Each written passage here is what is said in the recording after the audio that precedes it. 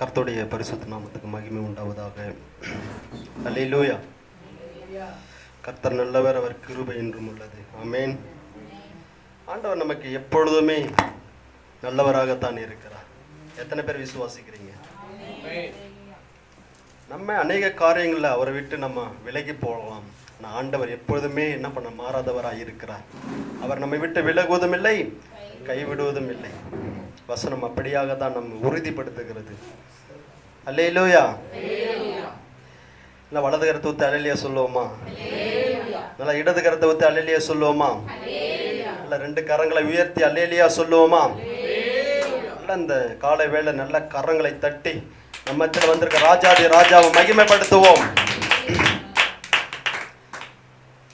இந்த வேளையிலும் நம் கடந்த முறை வந்த பொழுது தேவனுடைய சர்வாயுத வர்க்கத்தை நாம் பார்த்தோம். பிசாசோடு தந்திரக்காரன் என்பதையும் அவன் எப்படியாக செயல்படுகிறான் என்பதையும் நாம் பார்த்தோம். நம்ம எடுத்து வாசிக்கலாம். எபேசியர் 6ஆம் அதிகாரம் 11வது வசனம்.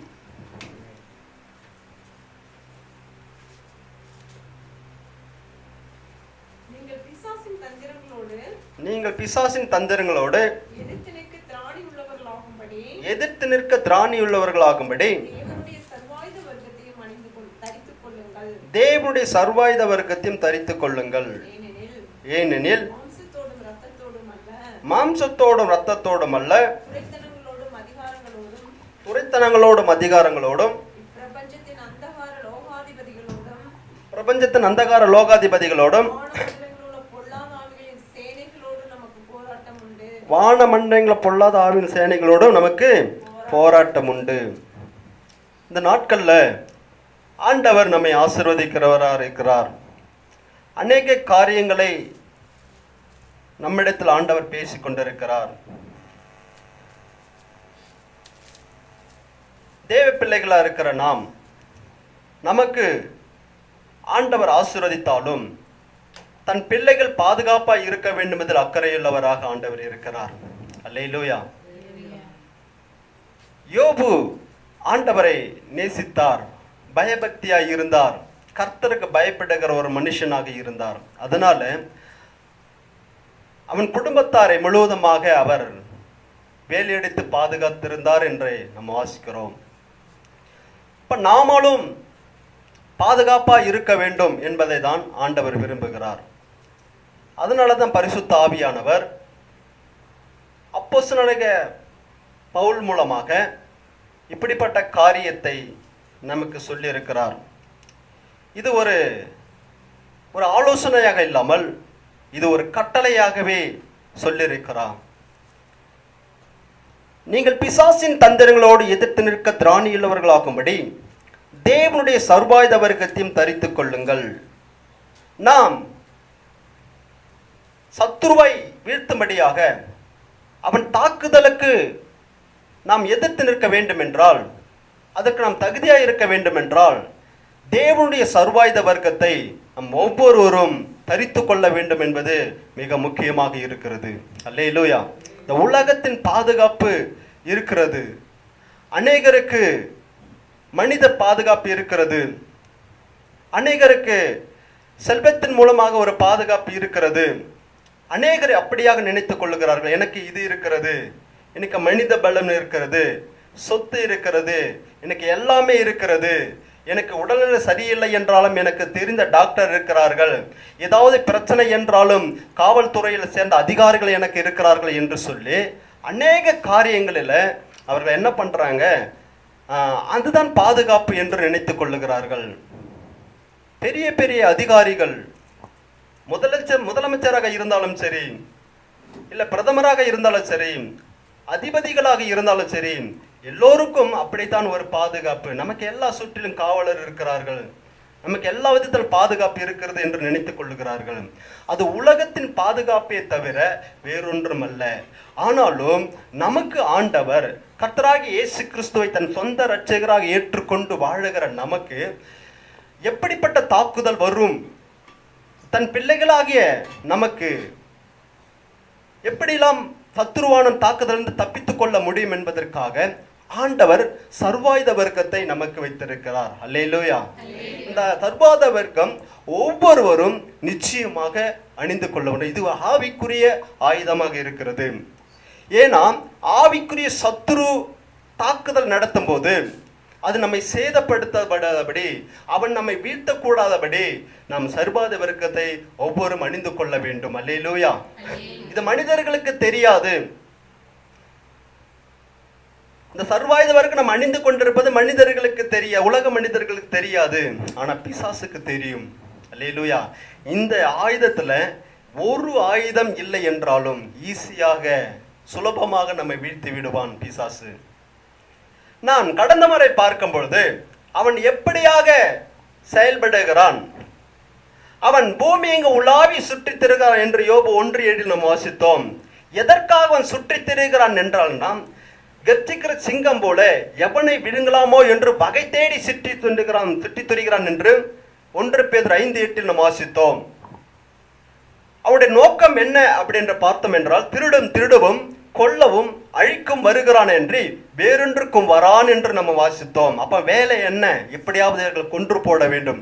எனக்குத்தான் நரகம் என்றால், எனக்குத்தான் அக்கினி என்றால் இவர்களுக்கும் அக்கினி. அந்த பரலோகமான அந்த பரலோகத்துல ஆண்டவர் ஆராதிக்க எனக்கு இடமில்லை, அதனால் தேவ பிள்ளைகளா இருக்கிற அவர்களும் அங்கு சென்று ஆராதிக்க கூடாது. எனக்கு அப்படிப்பட்ட இடம், அந்த பாக்கியமான இடம் இல்லை, அதனால் அவர்களும் போகக்கூடாது. நானும் அக்கினி என்றால் அவர்களும் அக்கினிதான், அக்கினிக்குள்ளாதான் வர வேண்டும் என்று சொல்லி இப்படியாக அவன் சுற்றி திரிந்து கொண்டிருக்கிறான். கிறிஸ்தவர்களை, இயேசு கிறிஸ்துவை தன் சொந்த இரட்சகராக ஏற்றுக்கொண்டவர்களை விசேஷ விதமாக அவர்கள் வாழ்க்கையை அழித்து போட வேண்டும் என்பதற்காக அந்த நோக்கத்திற்காகத்தான் அவன் அலைந்து திரிந்து கொண்டிருக்கிறான் இருக்கிறான். இந்த உலகம் ஒரு பொல்லாத உலகமாக இருக்கிறது. எங்கு பார்த்தாலும் கொலை, கற்பழிப்பு, எங்கு பார்த்தாலும் பல பிரச்சனைகள் நம்ம கேள்விப்படுகிறோம், பல காரியங்களை நம்ம கேள்விப்படுகிறோம். இனி இந்த உலகத்தில் வாழ முடியுமா என்ற ஒரு கேள்வி நமக்குள்ள வரும். எந்த சமயத்தில் யாரை கொன்று போடுகிறார்கள் என்றே தெரியாத ஒரு காலமாக இருக்கிறது. அதனால இது கடைசி காலமாக இருக்கிறபடியினாலே நாம் பாதுகாப்பா இருக்க வேண்டும் என்றால், ஆவிக்குரிய சத்துருவேக பிசாசன் தாக்குதலுக்கு நாம் பாதுகாப்பா இருக்க வேண்டும் என்றால் தேவனுடைய சர்வாயுத வர்க்கத்தை நாம் தரித்து கொள்ள வேண்டும். அல்லேலூயா. நல்ல வலது கருத்து அல்லேலூயா சொல்லுவோமா? அதனுடைய 14ஆம் வசனத்தை வாசிக்கலாம். எபேசியர் 6ஆம் அதிகாரம் அதோட 14ஆம் வசனத்திலிருந்து வாசிக்கலாம். நான் படிக்கிறேன். சத்தியம் என்னும் கட்சி உங்கள் அறையில் கட்டினவர்களாயும், நீதி என்னும் மார்க்கவசத்தை தரித்தவர்களாயும், சமாதானத்தின் சுவிசேஷத்திற்குரிய ஆயுத்தம் என்னும் பாதரட்சி கால்களில் தொடுத்தவர்களாயும், பொல்லாங்கன் எய்யும் அக்னி அஸ்திரங்களை எல்லாம் அவித்து போடத்தக்கதாக எல்லாவற்றிற்கும் மேலாக விசுவாசம் என்னும் கேடகத்தை பிடித்து கொண்டவர்களாயும் நில்லுங்கள். ரட்சணம் என்னும் தலைச்சீராவையும் தேவ வசனமாகிய ஆவியின் பட்டயத்தையும் எடுத்துக்கொள்ளுங்கள். எந்த சமயத்திலும் சகலவிதமான வேண்டுதலோடும் விண்ணப்பத்தோடும் ஆவினாலே ஜெபம் பண்ணி அதன் பொருட்டு மிகுந்த மன உறுதியோடும் சகல பரிசுத்தவான்களுக்காகவும் பண்ணும் வேண்டுதலோடும் விழித்து கொண்டிருங்கள். அல்லேலூயா. அப்போ நமக்கு சர்வாயுத வர்க்கம் எது என்று சொல்லி இருக்கிற சத்தியம் என்னும் கச்சை முதல்ல நம்ம அணிந்திருக்க வேண்டியது எதுங்க? சத்தியம் என்னும் கச்சை, அதாவது பெல்ட். அப்ப அந்த சத்தியம் என்னும் கச்சை நம்ம ஒவ்வொருவரும் அணிந்து கொள்ள வேண்டும். வசனம் எப்படியாக சொல்லுகிறது? யோவான் 8ஆம் அதிகாரம் அதன் 44வது வசனத்தில் சொல்லப்பட்டிருக்கிறது. அவன் பொய்யனும் பொய்க்கு பிதாவுமாய் இருக்க. எடுத்து வாசிங்க. யோவான் 8ஆம் அதிகாரம் 44. நீங்கள் உங்கள் பிதாவாகிய பிசாசானவனால் உண்டானவர்கள், உங்கள் பிதாவினுடைய இச்சைகளின்படி செய்ய மனதாய் இருக்கிறீர்கள். அவன் ஆதி முதற்கொண்டு மனுஷ கொலைபாதகனாய் இருக்கிறான். சத்தியம் அவனிடத்தில் இல்லாதபடியால் அவன் சத்தியத்திலே நிலை நிற்கவில்லை. அவன் பொய்யனும் பொய்யுக்கு பிதாவுமாய் இருக்கிறபடியால் அவன் பொய் பேசும்போது தன் சொந்தத்தில் எடுத்து பேசுகிறான். பாத்தீங்கன்னா அவன் பொய்யனும் பொய்யுக்கு பிதாவுமாய் இருக்கிறான். அப்ப அவனிடத்துல சத்தியம் இல்லை. அவன் மனிதர்களை பொய்யர்களாக மாற்ற வேண்டும். ஆதியாகமத்தில் நம்ம வாசிக்கும் போது ஆண்டவர் ஆதாம் ஏவாளை உருவாக்கினார். அப்ப ஆண்டவர் ஆவாளை உருவாக்கின போது அவர்களுக்கு ஆண்டவர் சொன்ன காரியம் என்னன்னா, இந்த தோட்டத்தில் உள்ள எல்லா விருட்சத்தின் கனியும் பிடிச்சலாம், ஆனால் தோட்டத்தின் நடுவில் ஒரு விருட்சத்தின் கனியை மாத்திரம் புசிக்க வேண்டாம், புசிக்கும் நாளிலே சாகவே சாவாய் என்பதுதான் கட்டளை. ஆனா பிசாசானவன் எப்படி தந்திரமாக அவர்களை ஏமாற்றுகிறான் என்று நாம் பார்க்க வேண்டும். பார்க்கும் பொழுது அவன் என்ன சொல்றான்னா, தோட்டத்துள்ள எல்லா கனியும் புசிக்க கூடாது என்று சொன்னதுண்டோ ஆண்டவர்? அப்படி கேட்கிற எப்படி? அது போகும்போது ஏவாள் என்ன சொல்றாங்க, இல்லை அந்த தோட்டத்தின் நடுவில் ஒரு மரத்தின் கனியை மாத்திரம் புசிக்க வேண்டாம் என்று சொல்லி அந்த நாட்களே சாகவே சாவாய் என்று சொல்லப்பட்டிருக்கிறது. அவன் என்ன சொல்றான், நீங்க சாவதில்லை, நீங்க தேவர்களைப் போல இருப்பீர்கள், உங்கள் கண்கள் திறக்கப்படும் அப்படி என்று சொல்லும்போது ஆண்டவர் சொன்ன அந்த வாக்குத்தத்தை, அந்த சொல்ற அந்த கட்டளை கூட மறந்து போகிற விதமாக அவன் என்ன பண்றான், வஞ்சகமான முறையில அந்த ஏவாளை ஏமாற்றுகிறான். அப்ப இவன் பேசுவது எப்படியாக வருதுன்னா, உண்மை போலவே வரும், ஆனா உண்மை இல்லை. நம்மளும் கூட அப்படிதான், உண்மை போலவே இருக்கும், ஆனா உண்மை இருக்க. பிசாசு அப்படிதான் வஞ்சகமான முறையில் கொண்டு வருவான். அவங்க சொன்ன அடுத்த நிமிஷம் அவங்களோட பேச்சு எப்படி மாறுதாங்க, பார்வை எப்படி மாறுதுன்னா, ஆமா பழம் பார்ப்பதற்கு அழகா இருக்கிறது, அதனால விழுந்து போனார்கள். ஆதி முதற்கு அங்கதான் ஆரம்பிச்சது பொய். அது முதற்கொண்டு இந்நாள் வரைக்கும் அப்படியே தொடர்ந்து கொண்டு வருகிறான் பிசாசு. இப்படிப்பட்ட காரியம், அதுதான் பொய்யனும் பொய்க்கு பிதாவுமாய் இருக்கிறான். அப்ப நம்மை சத்தியமில்லாதபடி நம்ம எல்லாம் பொய்யர்களாக இருக்கும்படியாக அவன் இப்படிப்பட்ட காரியத்தை நமக்குள் கொண்டு வர வேண்டும் என்று அவன் அலைந்து திரிகிறவனாய் இருக்கிறான். சத்தியம் என்னும் அறக்கச்சை வசனம், நானே வழியும் சத்தியமும் ஜீவனமாய் இருக்கிறேன் என்று வசனம் சொல்லி இருக்கிறது. யோவான் 8ஆம் அதிகாரம் 32ஆம் வசனத்துல சொல்லப்பட்டிருக்கும்போது, சத்தியத்தும் அறிவீர்கள், சத்தியம் உங்களை விடுதலையாக்கும் என்று வசனம் சொல்லுகிறது. அப்ப சத்தியம் என்பது இயேசு கிறிஸ்துவை குறிக்கிறது. இயேசு கிறிஸ்து தான் சத்தியமுள்ளவராய் இருக்கிறார். அப்ப இயேசு கிறிஸ்துவை நாம் அறியும் போதுதான் நமக்கு விடுதலை உண்டாகிறது. அல்லேலூயா. அவர் தான் நமக்கு விடுதலை கொடுக்கிறார். இயேசு தான் வார்த்தையாக இருக்கிறார், வார்த்தை தான் இயேசு. யோவான் 1ஆம் அதிகாரத்தில் வாசிக்கும்போது, ஆதியிலே வார்த்தை இருந்தது, அந்த வார்த்தை தேவனிடத்தில் இருந்தது, அந்த வார்த்தை தேவனாய் இருந்தது. அது கீழே வர 12ஆம் வசனம் வாசிங்க. அதுல அவருடைய நாமத்தின் மேல் விசுவாசம் உள்ளவர்களாய் அவரை ஏற்றுக்கொண்டவர்கள் எத்தனை பேர்களோ அத்தனை பேர்களும் தேவனுடைய பிள்ளைகள் ஆகும்படி அவர்களுக்கு அதிகாரம் கொடுத்தார். 14 வாசிங்க. 14. அவர் தமக்கு சொந்தமானதிலே வந்தார், அவருக்கு சொந்தமானவர்களோ அவரை ஏற்றுக்கொள்ளவில்லை.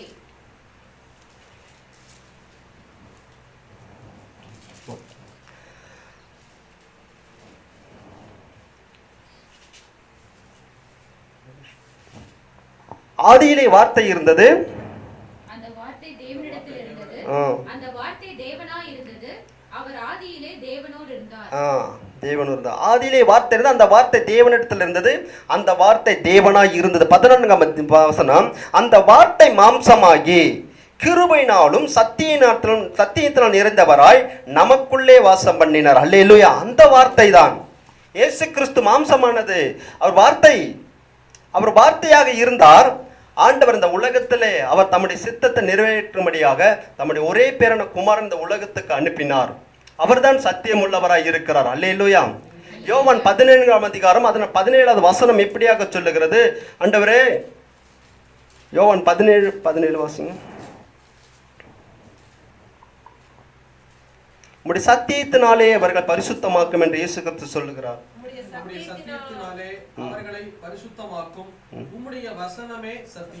ஆமென். அல்லேலூயா. அப்போ அவருடைய வசனம் தான் சத்தியமாக இருக்கிறது. இயேசுதான் வார்த்தை, வார்த்தை தான் இயேசு. அல்லேலூயா. அப்ப இயேசுவை நாம் பற்றி கொண்டு இருக்க வேண்டும். இயேசுவை நாம் பற்றி கொண்டு இருக்கும் பொழுது எந்த விதத்திலும் பிசாசானவன் நம்ம மேற்கொள்ள முடியாது. அல்லேலூயா. சத்தியத்தினாலே அவனை முறியடிக்க முடியும். அப்போ நாம் சத்தியமுள்ளவர்களா இருக்க வேண்டும்.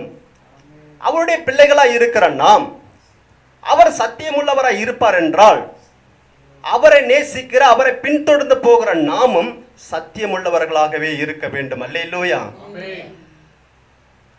தானியேலை பார்த்தோம் என்றால் தானியேல் எல்லாவற்றிலும் உண்மையா இருந்தார் என்பதை நாம் வாசிக்கிறோம். அந்த மக்கள் தானியேலை, அவருக்கு அதனுடைய எதிராளிகள் தானியேல் மேலே ஏதாவது குற்றம் சுமத்த வேண்டும் என்பதற்காக இவன் உண்மை இல்லை, இவன் பொய்யன் என்று சொல்லும்படியாக, குற்றவாளி ஆகும்படியாக அவன் சுற்றி திரிந்தார்கள். ஒன்றும் கண்டுபிடிக்க முடியவில்லை. அதுபோலதான் இந்த நாட்களிலும் நாமும் குற்றவாளியாக காட்டும்படியாக, இவர்கள் பொய்யர் என்று காட்டும்படியாக பிசாசானவன் அலைந்து திரிகிறவனாக இருக்கிறான். ஆனா சத்தியம் என்னும் இயேசுவை நாம் எப்போதும் பற்றி கொண்டு இருப்போம் என்றால் எந்த பொய்யும் நமக்குள் கொண்டு வர முடியாது. அல்லேலூயா, அல்லேலூயா.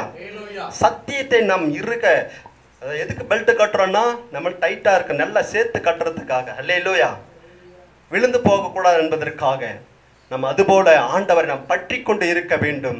அவரை மாத்திரம் பற்றி கொண்டு இருக்க வேண்டும். சத்தியத்தை நாம் அறிந்து கொள்ள வேண்டும். அல்லேலூயா. அதான் சத்தியத்தை மாத்திரம் அறியும் போது அவர்தான் நமக்கு விடுதலை கொடுக்கிறவராக இருக்கிறார். அல்லேலூயா. அடுத்தபடியாக நீதி என்னும் மார்க்கவசம்.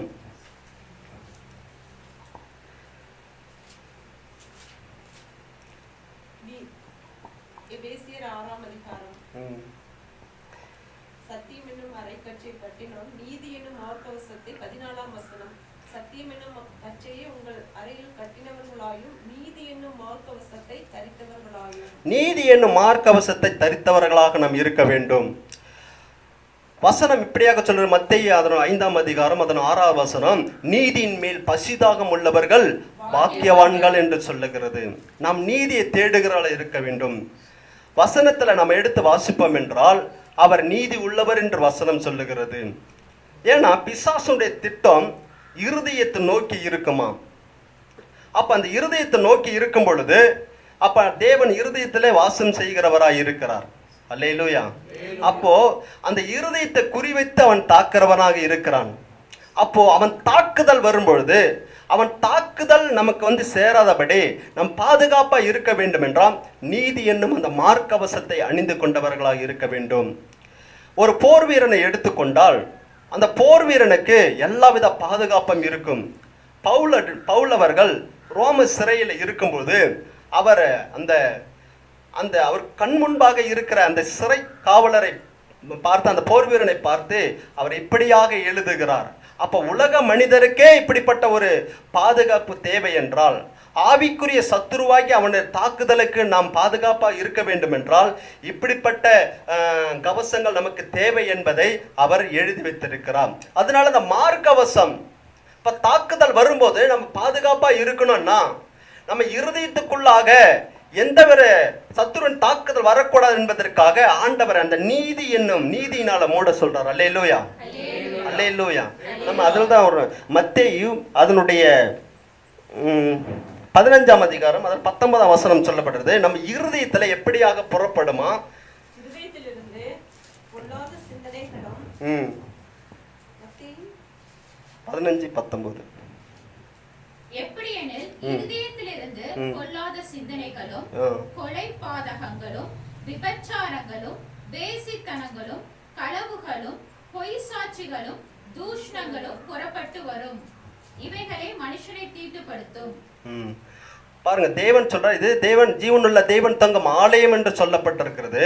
ஆனா அதுக்கு மாறாக இருதயத்துக்குள்ளாக அவன் தாக்குதல் வரும்போது என்னென்ன புறப்படுமா, இப்படிப்பட்ட காரியங்கள் இருக்க வேண்டும், இப்படியாக அவன் இருக்க வேண்டும் என்று சொல்லி இப்படிப்பட்ட ஒரு பிள்ளைகளாக இருக்க வேண்டும் என்று அவன் தாக்குதலை தொடர்கிறான். அதுக்கு தான் இப்படிப்பட்ட காரியம் நமக்குள் வர வேண்டாம் என்பதற்காக தேவன் தங்கும் ஆலயம் எப்பயுமே எப்ப சுத்தமாக இருக்க வேண்டும். அல்லேலூயா. அதனால அந்த நீதி என்னும் மார்க்கவசத்தை நாம் போட்டு கொண்டிருக்கும் போது அவன் என்னதான் தாக்குதல் கொண்டு வந்தாலும் அது என்ன பண்ண நம்மை சேதப்படுத்த முடியாது. அல்லேலூயா, அல்லேலூயா. அதுதான் சொல்ற, கோபம், கவலை, சோர்வு, அதைரியம், தாழ்மை மனப்பண்பு இவற்றெல்லாம் கொண்டு நம்ம என்ன பண்ண சோர்வடைய செய்யுது. ரொம்ப தாழ்வு மனப்பான்மை கொண்டு வருவான், ரொம்ப சோர்வை கொண்டு வரும். அதையே பற்றி யோசித்துக்கிட்டே இருப்போம். அதனால நாம் ஆவிக்குரியவர்களாக இருக்கிற நம்ம என்ன பண்ணணும்? இதுக்கெல்லாம் நீங்கி அவன் கொண்டு வர அந்த ஆயுதங்கள், அவன் தாக்குதலை கொண்டு வரும்போது எல்லாவற்றையும் மீறி நாம் தப்பித்துக் கொள்ள வேண்டும் என்றால் நீதி என்னும் மார்க்கவசத்தை நாம் அணிந்து கொண்டவர்களாகவே நாம் இருக்க வேண்டும். அல்லேலூயா. அடுத்தபடியாக சமாதானத்தின் சுவிசேஷத்திற்குரிய ஆயத்தம் என்னும் பாதரட்சை. இது ரொம்ப முக்கியமான ஒன்றாக இருக்கிறது. ஒரு விவசாயிக்கு பாதரட்சை போட வேண்டியன்னு அவசியம் இல்லை, ஆனா ஒரு போர் வீரனுக்கு பாதரட்சை மிக அவசியம். அல்லேலூயா. நம்மளாம் யாருங்க?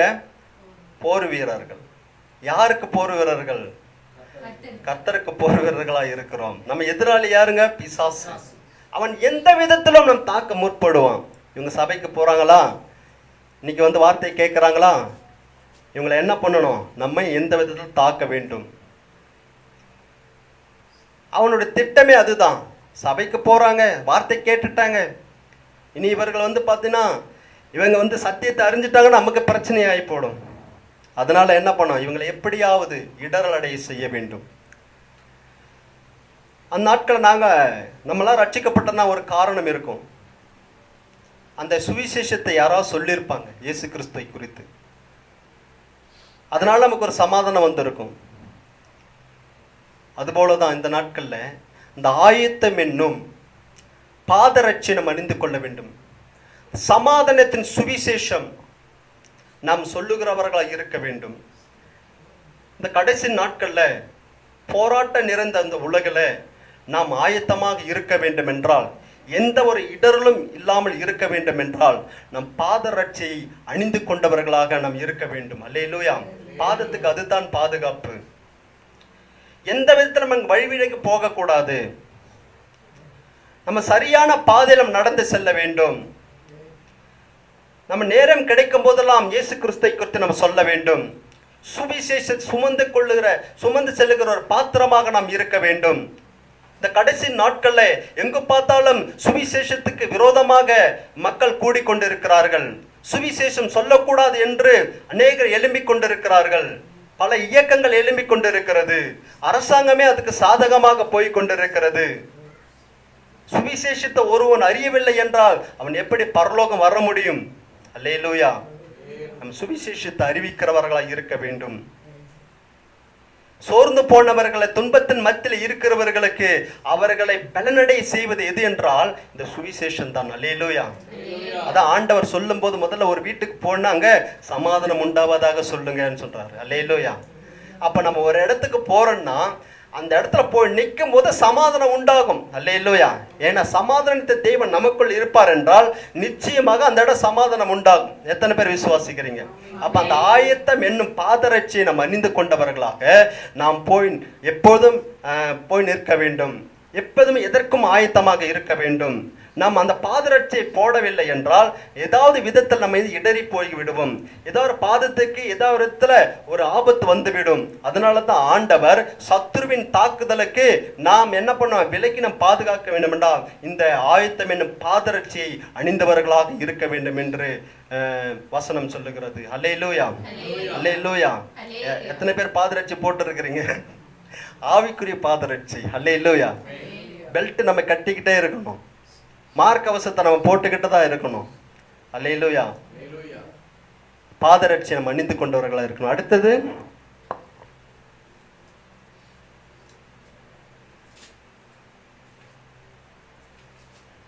விசுவாசம் என்னும் கேடகம். அல்லேலூயா. விசுவாசம் மிக முக்கியமான ஒன்றாக இருக்கிறது. அந்த வசனத்தை மொத்தம் வாசிங்க. 16ஆம் வசனம். எபேசியர் 6ஆம் அதிகாரம் 16ஆம் வசனம். கொல்லாங்கண்ணியும் அக்கினி ஆஸ்திரங்களை எல்லாம் அவிழ்த்து போடத்தக்கதாய் எல்லாவற்றிற்கும் மேலாக விசுவாசம் எனும் கேடகத்தை பிடித்துக் கொண்டவர்களாயும் நில்லுங்கள். அல்லேலூயா. பொல்லாங்கன் எய்யும் அக்கினி அஸ்திரங்களை எல்லாம் அவிழ்த்து போடத்தக்கதாக எல்லாவற்றுக்கு மேலாக விசுவாசம் என்னும் கேடகத்தை பிடித்து கொண்டவர்களாக நாம் நிற்க வேண்டுமா? அவன் எப்படியாகவே அந்த தாக்குதல் கொண்டு வரான்னா அக்னி அஸ்திரங்கள். அக்னி அஸ்திரங்கள்னா அவன் கொண்டு வர ஆயுதங்கள்லாம் பார்த்தீங்கன்னா, அவன் கொண்டு வர நமக்கு தாக்குதல் எதை கொண்டு வரனா, விசுவாசம் அசைக்கக்கூடும்படியாக பயத்தை கொண்டு வருகிறவன், சந்தேகத்தை கொண்டு வருகிறவன், சோர்வை கொண்டு வருகிறவன், குழப்பத்தை கொண்டு வருகிறவன், அவிசுவாசம் அடையும்படியான காரியத்தை கொண்டு வருகிறவன். இப்படிப்பட்ட காரியத்தை கொடுக்கும்போது நம்முடைய விசுவாசம் அசைக்கப்பட வேண்டும் என்பதற்காக அவன் காரியத்தை நடப்பிக்கிறான்.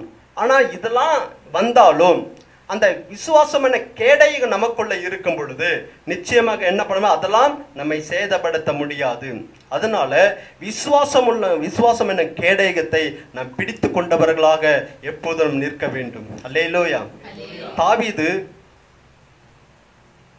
அவருடைய அந்த 1 சாமுவேல் 17ஆம் அதிகாரத்தை நம்ம வாசிக்கும் போது கோலியத்தை குறித்து நம்ம எல்லாம் வாசிக்கிறோம். எல்லாம் தெரிந்த ஒரு காரியமாக தான் இருக்கிறது. அந்நாட்களில் 1 சாமுவேல் 17ஆம் அதிகாரத்தில் ஒரு யுத்தம் நடக்கிறது, பெலிஸ்தருக்கும் இஸ்ரவேலருக்கும். அந்த யுத்தத்தில் கிட்டத்தட்ட 40 நாளாக நடந்திருக்கிறது என்று நம்ம வாசிக்கிறோம். அங்கே யுத்தம் செய்கிறவர்கள் இஸ்ரவேலர்கள் எல்லோரும் பார்த்தீங்கன்னா எல்லாம் திறமையுள்ளவர்கள், போர் திறமையுள்ளவர்கள், அதில் பழக்கப்பட்டவர்கள் தான் யுத்தத்துக்கு போயிருப்பாங்க. ஆனால் அவர்கள் ஒரு பெரிய உருவத்தை பார்த்த பொழுது இந்த மனுஷனிடத்தில் நம்ம எப்படி போய் நம்ம போர் செய்ய முடியும் என்று எல்லாம் பயந்து போயிருக்கிறார்கள். எல்லாம் பயந்து போயிட்டாங்க. விசுவாசம் கலைக்கப்பட்டு போனதா இருக்கிறது. ஆனால் அவ்வளோ போர் திறமையுள்ளவர்களால செய்ய முடியல, கோலியத்தை எதிர்த்து நிற்க முடியல. ராஜாவே ஆடி போயிருக்கிறார், என்ன பண்றதுன்னு தெரியல. யாரும் அவன் முகத்தை பேச்சை கேட்கும் போது எல்லாம் ஓடுறாங்க, முகத்தை பார்க்க கூட தைரியம் இல்லாதவர்களாக இருக்கிறார்கள். ஆனா அந்த நாட்கள்ல ஒரு ஆடு மேய்த்து கொண்டிருந்த தாவீதை ஆண்டவர் அந்நாட்டில் அனுப்புகிறார். அனுப்பும் பொழுது அதே வார்த்தையை சொல்லும் போது, இஸ்ரவேல் ஜனங்களே, நீங்கள் தைரியம் உள்ளவர்களாக இருந்தால் என்னோடு சண்டை போடும்படியாக, போரிடும்படியாக யாரார் ஒருவனை தெரிந்து கொள்ளுங்கள். அவன் என்னிடத்தில் வந்து வெற்றி பெற்று விட்டால் நாங்கள் உங்களுக்கு அடிமையாகி விடுகிறோம், தோல்வியடைந்தால் நீங்கள் எங்களுக்கு அடிமையாக வேண்டும் என்று சொன்ன உடனே எல்லாம் பயந்து போயிருந்தாங்க. ஆனா தாவீது அந்த வார்த்தை கேட்டவனு பயம் இல்லை. அல்லேலூயா, அல்லேலூயா. தாவீதுக்கு ஒரு விசுவாசம். ஏன்னா அந்நாட்கள் அந்த கோலியத்தை வீழ்த்தும்படியாக அதுக்கு முன்பாக ஆண்டவர் தாவீதை பழக்க வைத்திருக்கிறார். அவர் ஆடு மேய்த்து கொண்டிருந்தாலும் அவர் தேவனை ஆராதிக்கிறவராய் இருந்தார். அல்லேலூயா. ஒரு முறை சிங்கம் வந்தது, ஒரு முறை கரடி வந்தது. தன் ஆடு மேய்த்து கொண்டிருக்கிற அந்த ஆட்டை பிடித்து கொண்டு போன பொழுது நான் விடவில்லை, பின்தொடர்ந்து போய் நான் என்ன பண்ணேன், அதன் வாயிலிருந்து என் ஆட்டை தப்பி வைத்துக் கொண்டேன். என்னை தாக்க வந்த போது நான் சிங்கத்தையும் அந்த கரடியையும் நான் கொன்று போட்டேன் அப்படின்னு சொல்றார். அப்போ அந்த நாட்கள்ல இது எதற்காக இத அப்படிப்பட்ட போர் அங்க பழக்க வைக்கிறாருன்னா இந்த கோலியத்தை முறியடிக்கும்படியாக. அதுதான் சொல்றாரு, சிங்கத்தின் கைக்கும் கரடின் கைக்கும் தப்பி வைத்த ஆண்டவர் இந்த கோலியத்தின் கைக்கும் என்னை தப்பி வைப்பார். அந்நாட்கள் அவர் போகும் பொழுது அதே அவருக்கு இருந்த பாதுகாப்பு, அதே கிரீடம் போட்டிருக்கிறார், அவர் பெல்ட் கட்டிருக்காரு. யாருங்க, கோலியாத்து மார்க்கவசம் போட்டு இருக்கிறாரு, பாதரட்சி அவருக்குள்ள இருக்கு. இந்த உலகத்தின் பாதுகாப்பு எல்லாமே யாருக்கிட்ட இருக்குங்க, கோலியாத்து கிட்ட இருக்கு. ஆனா தாவீது அது போல பாதுகாப்பா போன்னு ராஜா நிர்பந்திக்கிறார். ஆனா அவர் என்ன பண்ணாரு, எனக்கு வேணான்னு சொல்லிட்டு போறாரு. அல்லேலூயா. வேணாம் எனக்கு. அவங்க மக்கள் எல்லாம் உற்சாகமா இருக்கிறாங்க. இஸ்ரவேல் ஜனங்கள் நாங்க எப்படி வீழ்த்து விடுவோம்னு சொல்லிட்டு நல்ல ஒரு ஆர்ப்பரிப்பில் இருக்கிறாங்க. இந்த மக்கள் எல்லாம் பயந்து போயிருக்கிறாங்க, பயந்து போயிருக்கிறாங்க. ஆனா தாவீது சொல்றாரு, யார் மேல வரன்னு சொல்றேன், கர்த்தருடைய நாமத்தினாலே நான் வருகிறேன். அல்லேலூயா. நம்ம விசுவாசம் யார் மேல இருக்க வேணுங்க, கர்த்தர் மேல, இயேசு கிறிஸ்து மேல நம்முடைய விசுவாசம் இருக்கும் பொழுது எப்படிப்பட்ட எதிரிகள் வந்தாலும் எளிதில் நம்ம வீட்டு விடலாம். அல்லேலூயா. அந்த விசுவாசத்தோடு அவர் போனார். அப்படிப்பட்ட பெரிய கோலியாத்தை போர் தளபதிகளால் செய்ய முடியாதத, போர் வீரர்களால் செய்ய முடியாத ஒரு ஆடு மேய்க்கிற தாவீதை கொண்டு ஆண்டவர் கோலியத்தை முறியடித்தார். அல்லேலூயா. இந்த நாட்கள்ல ஒருவேளை இந்த உலகம் எதிர்பார்க்கிற தகுதி நமக்கு இல்லை என்றாலும் நம்மை கொண்டு தேசத்தை அசைப்பார் ஆண்டவர். அல்லேலூயா. நம்மை கொண்டு ஆண்டவர் தேசத்தை அசைப்பார். ஐயோ, தேசம் எந்த நிலைமையில போகுமோ, என்ன நடக்குமோ, இந்த மனிதர்கள் யார் என்ன செய்ய முடியும், எல்லாம் அதிகாரம் எல்லாம் அவர்கள் கையில் இருக்கிறது என்ற ஒரு வேற கேள்வி அநேகர்கள் இருக்கலாம். அதிகாரம் உள்ளவர்களே பயந்து போயிருக்கலாம். ஆனா அவர்கள் செய்ய முடியாததை ஒரு தள்ளப்பட்ட கல்லா இருக்கிற நம்மை கொண்டு ஆண்டவர் செய்து முடிப்பார். அல்லேலூயா. நம்ம ஒண்ணு விசுவாசத்தோடு நாம் இருக்க வேண்டும். அந்த சின்ன தாவீது அவ்வளவு பெரிய கோலியத்தை ஈஸியாக வென்று போட்டார். அவர் என்ன தரமா பண்ணாரு, சத்துருவின் அந்த எதிரியானுடைய அந்த கேப்பை கரெக்டா புரிஞ்சார். சத்துரு யார், அவன் பலவீனம் என்ன என்றதை அவர் கரெக்டா புரிந்திருந்தார். அல்லேலூயா. சரியா எந்த கேப் இருந்தா அந்த கரெக்டா குறிப்பா அடிச்சார். சத்துருவான மிரட்டுற போல தான் இருக்கலாம்.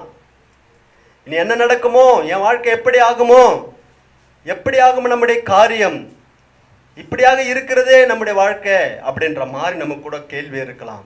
ஆனா நம்ம ஒண்ணு செய்யணும் தெரியுமா, அந்த சத்துருடைய பலவீனம் என்னன்ற நம்ம அறிந்து கொள்ள வேண்டும்.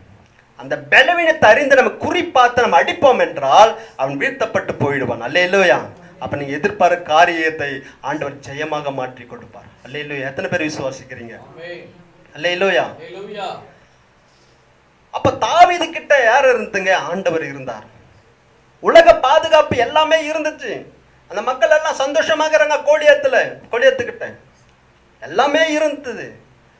எல்லா விட பாதுகாப்பும் கோலியாத்துக்கு இருந்தது. ஆனா யார் இல்லைங்க, தேவன் அவனிடத்தில் இல்லை. ஆனா கோலியாத் இங்க தாவீது கிட்ட எந்த ஒரு உலக பாதுகாப்பும் இல்லை. ஆனா தாவீது கிட்ட ஆண்டவர் இருந்தார். அல்லேலூயா. அல்லேலூயா. எல்லாம் இருந்து இயேசு இல்லாமல் இருப்பதை விட எதுவுமே இல்லை என்றாலும் இயேசு இருந்தால் அதுதான் வெற்றியுள்ள வாழ்க்கை. அல்லேலூயா. அந்த விசுவாசம் என்ன கேடகத்தை பிடித்துக் கொண்டு நிற்க வேண்டும். என் ஆண்டவர் என் கூட இருக்கிறார். கோடான கோடி மக்கள் எனக்கு விரோதமாக வந்தாலும் நான் பயப்பட மாட்டேன். அல்லேலூயா. உலகத்தில் இருப்பவனிலும் எனக்குள் இருப்பவர் பெரியவர் என்று வைராக்கியமாக சொல்ல வேண்டும். அல்லேலூயா. என் ஆண்டவர் என் கூட இருக்கிறார். 30 கோடி தேவர்கள் வந்தாலும் சரி, பில்லி சூனியங்கள் மந்திரவாதிகள் லட்சக்கணக்கான திரண்டு வந்தாலும் சரி, கர்த்தர் நம்மோடு கூட இருப்பார் என்றால் அவர்களால் ஒன்றுமே செய்ய முடியாது. அல்லேலூயா. விசுவாசம், என் ஆண்டவர் என்னோடு கூட இருக்கிறார். இந்த பிரச்சனை என்ன செய்ய முடியும்? என் ஆண்டவர் என்னோடு கூட இருக்கிற அந்த பலவீனம் என்ன செய்ய முடியும்? என் விசுவாசத்தை இந்த உலகத்தின் மக்களிடத்தில் அல்ல, என் நம்பிக்கையை மற்றவர்களிடத்தில் அல்ல, என் நம்பிக்கை ஒரு காவல்துறை நம்பிக்கை அல்ல, என் நம்பிக்கை ஒரு பணத்தை நம்பி அல்ல, என் நம்பிக்கை ஒரு சொத்தை நம்பி அல்ல, என் நம்பிக்கை என்னை உருவாக்கின என்னை ரட்சித்த இயேசுவிடத்தில் இருக்கிறது என்று நம்ம விசுவாசிக்கணும். அல்லேலூயா. அந்த விசுவாசம் நமக்குள்ள இருந்தா என்னதான் பிரச்சனை வந்தாலும் நம்மை சேதப்படுத்தவே முடியாது. அவன் பயத்தை கொண்டு வருவான், அவிசுவாசத்தை கொண்டு வருவான். எதை கொண்டு வந்தாலும் அவன் அக்னி அஸ்திரங்களை அவன் என்னதான் அனுப்பினாலும் நமக்கு இடத்துல கேடகம் இருக்கும்போது அது என்ன பண்ண, நம்மை சேதப்படுத்தப்பட அது பாதுகாக்கிறதா இருக்கிறது. அல்லேலூயா. அவர் மேலே, அவர் நாமத்தின் மேலே விசுவாசம் உள்ளவர்களாய் நம்ம எதையும் செய்ய வேண்டும். அல்லேலூயா. அடுத்தபடியாக அடுத்த வசனம் வாசிங்க. ரட்சணம் என்னும் தலைச்சீராவையும். ரட்சணம் என்னும் தலைச்சீரா, ஒரு ராஜாவுக்கு அழகு எதுங்கன்னா கிரீடம் தான். அல்லேலூயா. கிரீடம் அவ்வளோ அழகா இருக்கும். அவர் போட்டால் தான் அழகா இருப்பார். அந்த கிரீடம் நாமும் அணிந்து கொண்டிருக்க வேண்டும். சத்துருக்கள் தாக்கும் தலையை நோக்கி தாக்கும் பொழுது நாம் அடிபட்டு போகக்கூடாதபடி கிரீடம் அது பாதுகாப்பாக இருக்கிறது. இந்த நாட்கள் நம்ம ஹெல்மெட் போட்டு போகிறோம். தலைக்கவசம் உயிர்கவசம் என்று நம்ம படிக்கிறோம். ஏன்னா ரொம்ப முக்கியம், தலை பாதுகாப்பாக இருக்கணும். ஆனால் அந்த ஹெல்மெட்டை அது அநேக உயிரை காப்பாற்றி இருக்கிறது என்று அதனால தான் அப்படி சொல்றாங்க, தலைக்கவசம் உயிர் கவசம் என்று. ஆனா இந்த நாட்கள்ல ரட்சணம் என்ற தலைச்சரம் என்ற ரட்சிப்பை குறிக்கிறது. நாம் ரட்சிக்கப்பட்டு இருப்போம் என்றால் அதுதான் பரலோகத்துக்கான தகுதியாக இருக்கிறது. அந்த ரட்சிப்பை நாம் தக்க வைத்துக் கொள்ள வேண்டும்.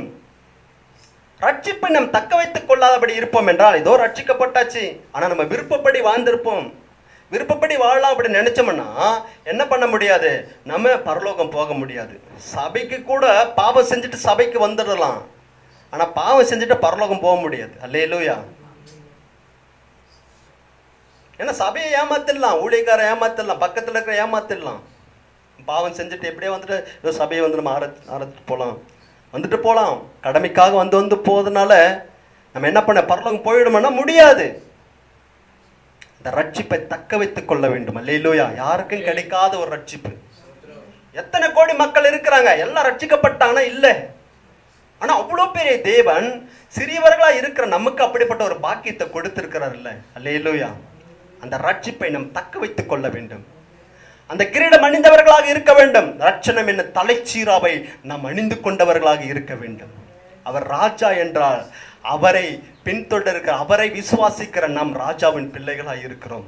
அல்லேலூயா. அது நம்ம ரட்சணம் தலைச்சீராவை ஆண்ட நமக்கு கொடுத்திருக்கிறார். அந்த கிரீடத்தை எத்தனை பேர் அணிந்திருக்கிறீங்க? அந்த கிரீடத்தை எப்பவுமே அணிந்து கொண்டு இருக்கிறவர்களாக இருக்க வேண்டும். நம்ம அப்படியே மனக்கண்களை நம்ம பார்க்க வேண்டும். நம்ம வந்து பார்த்தோன்னா அந்த பெல்ட் கட்டி இருக்கணும், அந்த பாதரட்சை போட்டு இருக்கணும், மார்க்கவசத்தை அணிந்து கொண்டு இருக்கணும். எப்பவுமே எதிர்த்து நிற்கிற இந்த கேடகத்தை பிடித்து கொண்டவர்களாம் இருந்து கொண்டே இருக்க வேண்டும். அல்லேலூயா.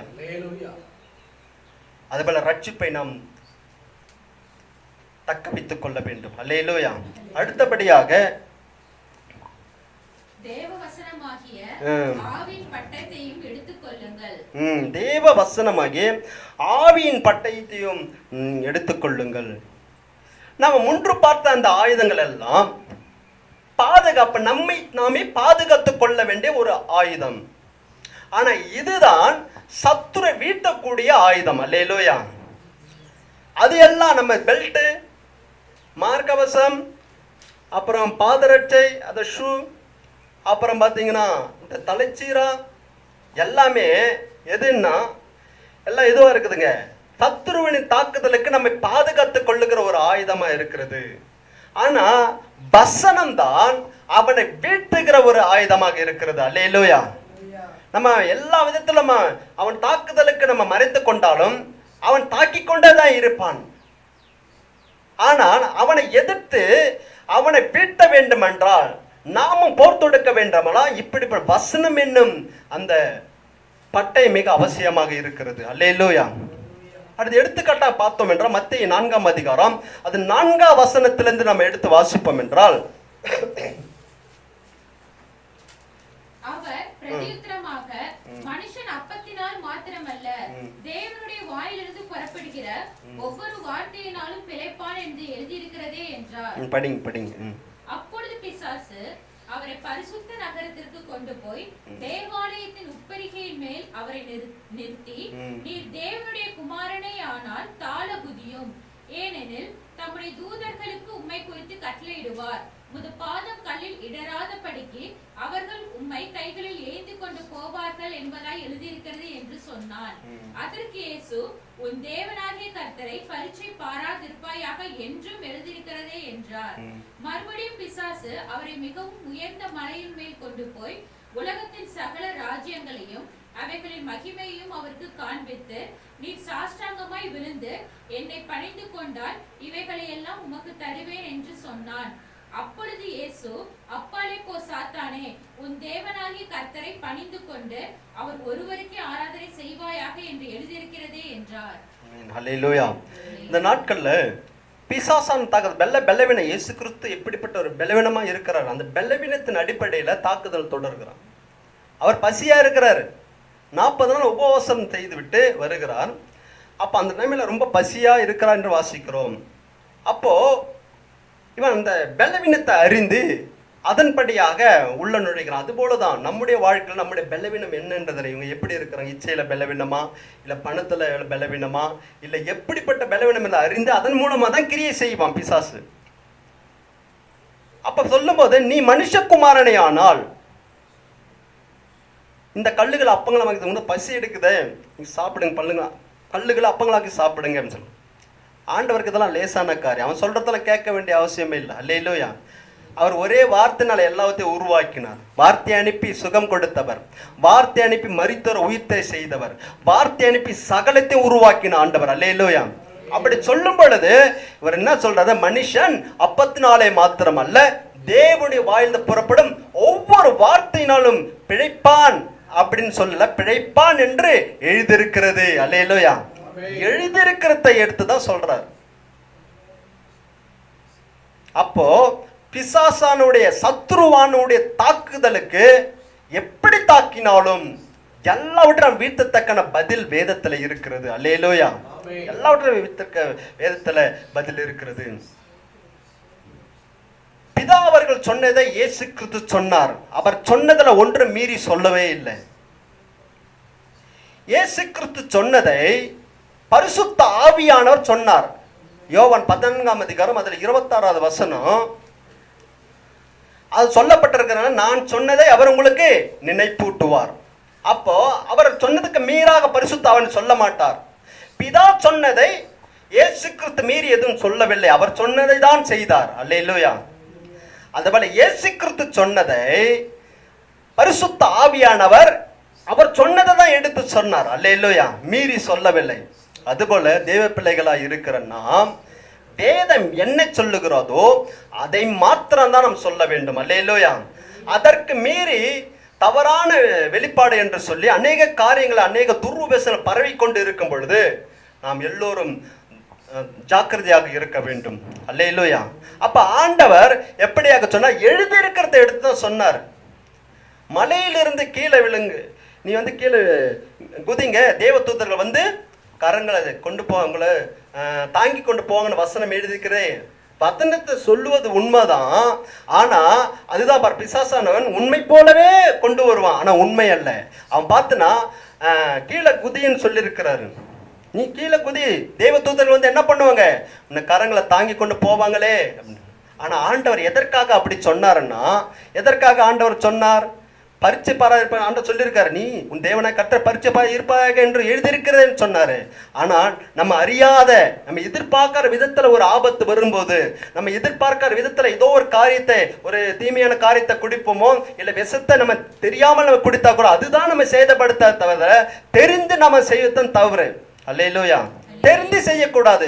என் ஆண்டவர் என்ன பண்ணாரு? இது போல வேதத்துல எழுதப்பட்டிருக்குது, மேல இருந்து கீழே குச்சா தேவ தூதர்கள் கொண்டு போவாங்கன்னு சொல்லிட்டு மேல இருந்து கீழே குச்சா என்ன ஆகும்?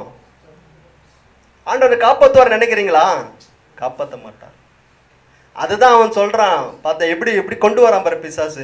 நீ மேல இருந்து கீழே எப்படி வசனத்தை மாத்தி பேசுறாங்க. நம்ம அறியாத நேரத்துல, நம்ம எதிர்பார்க்காத காரியத்துல சம்பவம் நடக்கும் போதுதான் தெய்வ தூதர்கள் நம்மை தாங்கி கொண்டு போவார்கள் என்று. அதுதான் ஆண்டவர் உன் தேவனாகிய கர்த்தரை பரிச்சை பாராயிருப்பாயாக என்று எழுதியிருக்கிறதே. அல்லேலூயா. பரிச்சை பார்க்க கூடாது. ஆண்டவர் எந்த விதத்துல நம்ம என்ன பண்ணக்கூடாது? பரிச்சை பார்க்க கூடாது. தேவ பிள்ளைகளாக இருக்கிற நாம் வசனத்தின் அடிப்படையில அவனை எடுத்து நம்ம வீழ்த்த வேண்டும். எனக்கு ஒரே பலவீனமா இருக்கிறது, இனி நான் இப்படிதான் என் வாழ்க்கையை முடிக்கணுமா அப்படின்ற மாதிரி நமக்குள்ள ஒரு கேள்வி இருக்கலாம். வசனம் சொல்லுகிறது, அவர் என் பலவீனங்களெல்லாம் ஏற்றுக்கொண்டு நோய்களெல்லாம் சுமந்தார் என்று எழுதியிருக்கிறதே. இதில் தான் சொல்லப்பட்டிருக்குது. அதை எடுத்து நம்ம சொல்லணும். எத்தனை காலத்தை பலவீனத்தை குறித்து உனக்கு பலவீனம், இனி அவ்வளவுதான் வாழ்க்கை இப்படியே முடிச்சிருவேன், உனக்கு வியாதி அவ்வளவுதான், வியாதியிலே நீ இருப்பேன் அப்படின்னா பிசாசு நச்சரித்து கொண்டே இருந்தாலும் அவர் தழும்புகளால் சுகமானேன் என்று எழுதியிருக்கிறதே. அல்லேலூயா. சொல்லணும், அதை எடுத்து சொல்லணும். அவர் தழும்புகளால் எழுதியிருக்கிறதே. அப்படி சொல்லும் போது அவன் என்ன பண்ண? அடங்கி போய்விடுவான். அதை நம்ம எடுத்து சொல்லுகிறவர்களா இருக்கணும். அதுதான் ஆண்டவர் வேதத்தை நமக்கு எடுத்து எதுக்காக கொடுத்திருக்காருன்னா, இதை எடுத்தா நான் பிசாசை வீழ்த்த முடியும். இல்லைன்னா என்ன பண்ண? அவன் ஏதாவது சொல்லிக்கிட்டே இருப்பான். கடன் பின்னால் கடன் வாங்கிக்கிட்டே இருக்கிறியே, எப்படி நீ அடிக்க போற, அவ்வளவுதான் வாழ்க்கை முடிஞ்சு போச்சு, நீ அவ்வளவுதான், நீங்க உங்க வாழ்க்கை முடிஞ்சு போச்சுன்ற மாதிரி நச்சரித்து கொண்டே இருக்கும்போது நீங்க சொல்ற, நீயோ ஜாதிகளுக்கு கடன் கொடுப்பாய் என்று எழுதியிருக்கிறதே. அல்லேலூயா. வேதத்தில் சொல்லப்பட்டிருக்கு. அதை சொல்லி பாருங்க, நிச்சயமாகவே நாம் அவற்றின் விடுதலை அடைய முடியும். அதுதான் வீழ்த்துற ஒரே ஆயுதம். அவனை வீழ்த்தினா வேதத்தின் அடிப்படையில் தான் எடுத்து நீங்க பேசணும். எந்த பிரச்சனையாக இருந்தாலும் எல்லாவற்றுக்கும் பதில் வேதத்தில் இருக்கிறது. ஒரு மனிதன் பிறப்பிலிருந்து அவன் மரணம் வரைக்கும் இருக்கிறது. அதே பதில மரித்த பிறகும் அவன் வாழ்க்கை எப்படி இருக்கிறது என்பது வேதத்தில் எழுதப்பட்டிருக்கிறது. எந்த ஒரு மற்ற மதத்தை சார்ந்தவர்களுக்கு சொல்லப்படாத ஒரு காரியம் இதுல எல்லாமே மறைந்திருக்கிறது. அல்லேலூயா. ஏன்னா அந்த வேதத்தை படித்தவர்கள் தான் எல்லாம் என்ன பண்ணுங்க, எல்லாம் கண்டுபிடித்தவர்கள், எல்லாம் வேதத்தை படித்தவர்கள். நம்ம லைட் இருக்குது, கரண்ட் இருக்குது, எல்லாமே ஃபேன்லாம் சுத்துதல் எல்லாம் யாருங்க நினைச்சிருக்கிறீங்க? எல்லாமே வேதத்தை படித்தவர்கள். அல்லேலூயா. அவர்கள எல்லாம் கண்டுபிடிச்சிருக்கிறாங்க.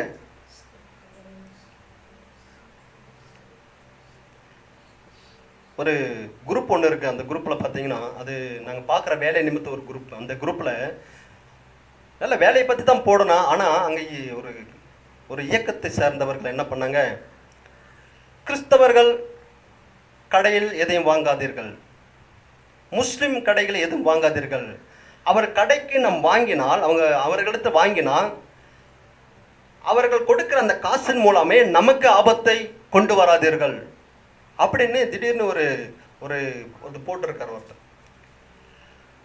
எல்லாமே அங்கே கிறிஸ்தவர் இருக்காங்க, முஸ்லீம் இருக்காங்க, எல்லாமே இருக்கிறாங்க. ஆனால் அப்படி எல்லாம் போட்டிருக்காங்க. எனக்கு ரொம்ப கொஞ்சம் கஷ்டமாகி போச்சு. என்ன இப்படிலாம் சொல்கிறாங்க, பிரித்து பார்க்குறாங்களே. நான் உடனே வாய்ஸ் மெசேஜ் போட்டு விட்டேன். இது சும்மா வேலை சம்மந்தமான ஒரு இதுவாக இருக்குது, குரூப்பாக இருக்குது. இதில் போயிட்டு மதத்தை ஜாதியை எதுக்குங்க பிரித்து பார்க்குறீங்க? எல்லாமே கிறிஸ்தவர் இருக்கிறாங்க, இந்துக்கள் இருக்கிறாங்க, முஸ்லீமர்கள் எல்லாமே சகோதரர்கள் தாங்க, எல்லாம் ஒன்று தாங்க, எதுக்குங்க பிரித்து பார்க்குறீங்க அப்படின்னு சொல்லிட்டு சொன்னேன். அப்போ முஸ்லீம் கிட்ட வாங்கக்கூடாதுன்னா நீங்கள் போடுற பெட்ரோல் எல்லாம் முஸ்லீம் நாட்டில் தான் இருந்து தடை பண்ணுறியா? முஸ்லீம் நாட்டில் தானே வருது, அப்படி தான் போடுவாங்க. எதுவும் வாங்கக்கூடாது, முஸ்லீம் அவங்க கடையிலேருந்து எதுவும் வாங்காதீங்க அப்படின்னா எல்லா பெட்ரோல் எங்கேருந்து வருதுங்க?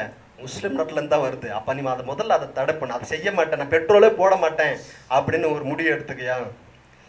ரொம்ப ஒரு இதுவாக சொல்லிட்டேன். அதே போல் நீ போட்டு இருக்கிற ஜட்டி முதற்கொண்டு எல்லாமே கிறிஸ்தவன் தான் கண்டுபிடிச்சான். அதை நான் யூஸ் பண்ண மாட்டேன், கரண்ட்டை யூஸ் பண்ண மாட்டேன், ஃபேனே எனக்கு தேவையில்லை, நான் காரில் போக மாட்டேன், எதையும் செய்ய மாட்டேன்னு சொல்லு, நான் விளக்க மட்டும் கொளுத்தி வைத்துன்னு இருப்பேன்,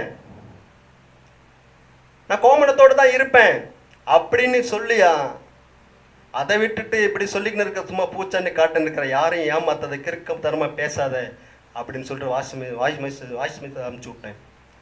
அநேகரை ஏமாற்றி கொண்டு இருக்கிறாங்க. இப்படி தான். அல்லேலூயா. நாம் தெய்வ பிள்ளைகளாக இருக்கிற நாம் விழிப்பாக இருக்க வேண்டும். தெய்வ வசனத்தை எடுத்து நாம் அடிக்க வேண்டும். அல்லேலூயா. எல்லாமே இதுக்கான பதில் உண்டு. நம்ம அப்படியே இருக்க வேண்டிய அவசியம் இல்லை. அதற்காக தான் ஆண்டவர் பாதுகாப்பு கவசம், பாதுகாப்புக்கான ஒரு ஆயுதத்தை கொடுத்திருக்கிறார். அதே போல அவனை வீட்டத்தக்கதான ஒரு ஆயுதத்தை ஆண்டவர் நமக்கு கொடுத்திருக்கிறார். அல்லேலூயா. எல்லாம் போட்டிருக்கீங்களா? சத்தியம் கட்சி உங்களுக்குள்ள இருக்குதா? அல்லேலூயா. இயேசுதாங்க நமக்கு எல்லாமே. அல்லேலூயா.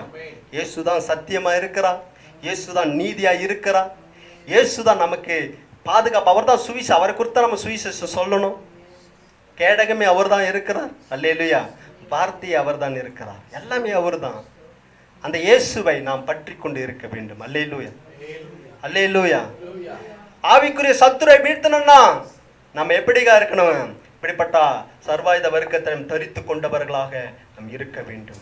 அல்லேலூயா. நம்மை ஆசீர்வதிக்கிற ஆண்டவர் தான் தம் பிள்ளை மேலே, தம்முடைய பிள்ளைகள் மேல் அவர் கரிசனை உள்ளவராக இருக்கிறார். அதனால தான் என் பிள்ளைகள் எந்த விதத்துல ஏமாற்றப்பட்டு போகக்கூடாது. சத்தியம் இருந்து நீதி இல்லைன்னா பிசாசு ஈஸியா நம்ம ஏமாத்திடுவான். ரெண்டுமே இருந்து நம்மள பாதரட்சை இல்லைன்னா ஈஸியா நம்ம இடறி போக செய்த ஒரு காரியம் வந்துடும். எல்லாமே இருந்து கேடக இல்லைன்னா ஈஸியா நம்ம தாக்கிடுவோம். நம்ம அவிசுவாசம் கலைந்து அவிசுவாசத்தை கொடுத்து நம்ம எல்லாம் விசுவாசம் கலைந்துபட்டு போய்விடும்.